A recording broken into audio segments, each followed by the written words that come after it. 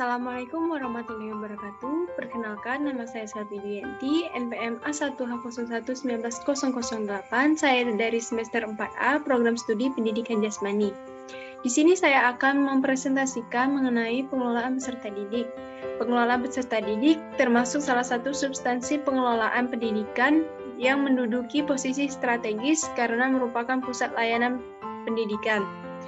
Dalam pendidikan, peserta didik adalah titik fokus pembelajaran karena kepada merekalah bahan ajar akan diberikan. Oleh karena itu, manajemen pengelolaan peserta didik harus dipahami oleh orang-orang yang bekerja di lembaga sekolah, baik itu tenaga pendidik maupun tenaga kependidikan yang berinteraksi langsung dengan peserta didik dalam kesehariannya.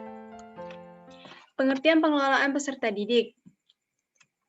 Pengelolaan peserta didik menurut Hendayat Sutopo dan Wasti Sumanto pada tahun 1982 adalah suatu penataan atau pengaturan segala aktivitas yang berkaitan dengan peserta didik, yaitu dari mulai masuknya peserta didik sampai dengan keluarnya peserta didik tersebut dari suatu sekolah atau suatu lembaga.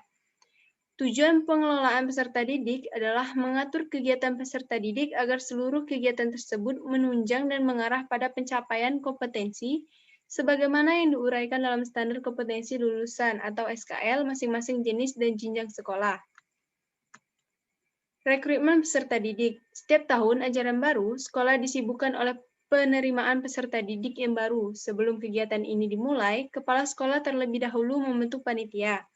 Adapun tugas dari panitia ini adalah mengadakan pendaftaran calon peserta didik, seleksi pendaftaran kembali peserta didik yang diterima, dan melaporkan pertanggungjawaban pelaksanaan penerimaan calon peserta didik kepada kepala sekolah yang selanjutnya dilaporkan ke kantor wilayah.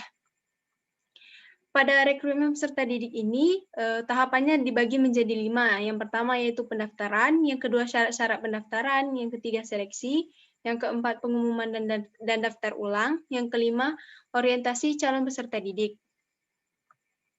Penempatan peserta didik. Dasar-dasar pengelompokan peserta didik ada 5 macam, yaitu friendship grouping atau pengelompokan peserta didik berdasarkan kesukaan di dalam memilih teman di antaranya peserta didik itu sendiri. Yang kedua yaitu achievement grouping atau pengelompokan belajar. Dalam hal ini adalah campuran antara peserta didik yang berprestasi tinggi dan peserta didik yang berprestasi rendah. Yang ketiga yaitu aptitude grouping atau pengelompokan peserta didik berdasarkan atas kemampuan dan bakat yang sesuai dengan apa yang dimiliki oleh peserta didik itu sendiri. Yang keempat yaitu attention or interest grouping, pengelompokan peserta didik berdasarkan atas perhatian atau minat yang didasari oleh kesenangan peserta didik itu sendiri. Yang kelima yaitu intelligency grouping, pengelompokan yang didasarkan atas hasil tes intelijensi yang diberikan kepada peserta didik.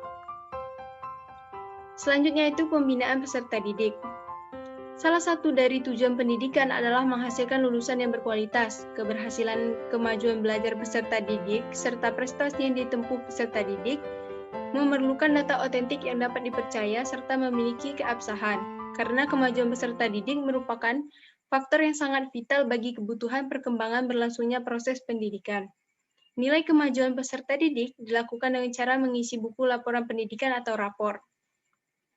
Selanjutnya yaitu pengembangan peserta didik. Salah satu bentuk potensi peserta didik adalah kecerdasan.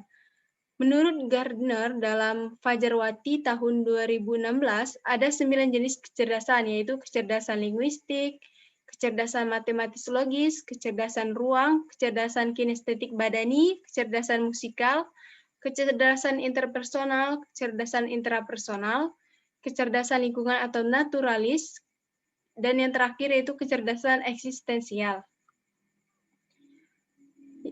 Peran guru dalam pelayanan peserta didik. Pelayanan peserta didik sebaiknya diarahkan pada perkembangan kreativitas, bakat dan minat anak, keikutsertaan dalam memiliki sekolah sebagai lembaga pendidikan di mata mereka, memperoleh pengetahuan, pengalaman, keterampilan, serta secara langsung proses belajar mengajar.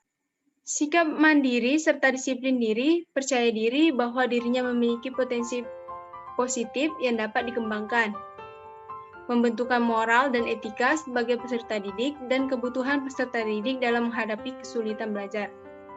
Itulah tadi presentasi mengenai pengelolaan peserta didik. Lebih dan kurang saya mohon maaf.